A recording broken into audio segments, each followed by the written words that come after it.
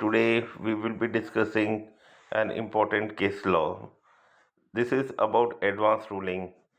In the case of JBM Eco Life Mobility Surat Private Limited, an SPV operates and maintains 150 BRTS AC electric buses for Surat Municipal Corporation.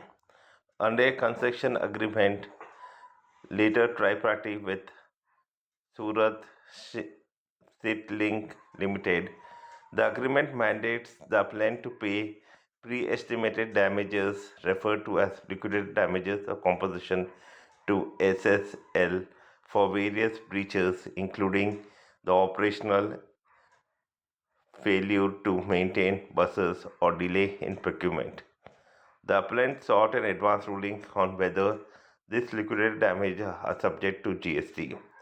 The appellant argued that the damages are compensation for loss, not consideration for any supply, citing CBIC Circular Number 178/10/2022, which clarifies that the liquidated damages paid for the breach of contract are generally not taxable.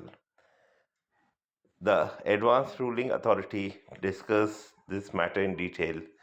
The first addressed the locus standi of appellant, the payer of damages, to seek an ruling on taxability of the recipient.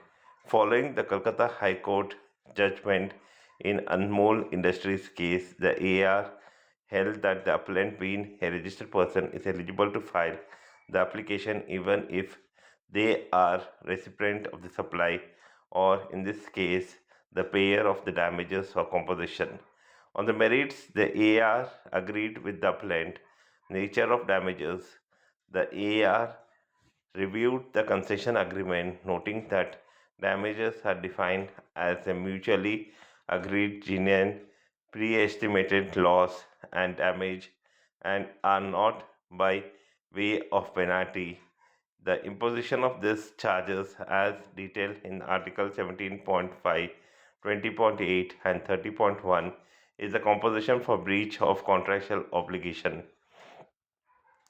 The second one is no consideration for supply.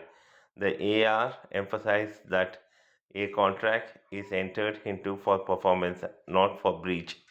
The damages are payment for not tolerating the breach or non-performances, serving as a deterrent, and the compensation for injury or loss suffered by SSL.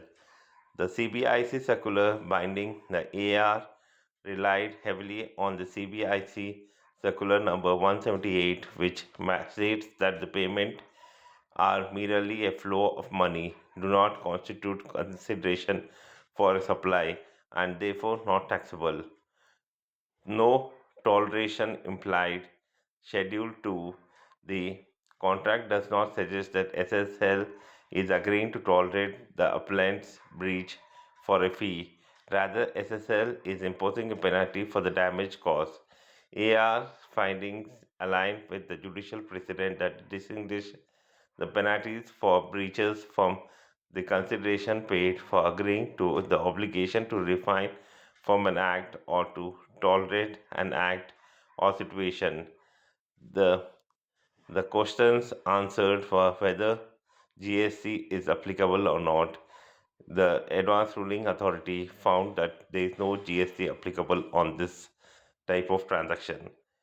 So it's a very important judgment. You can go through it and implement it in your business if you are facing this type of situation. Thank you. Subscribe to the channel and hit the like button if you like it.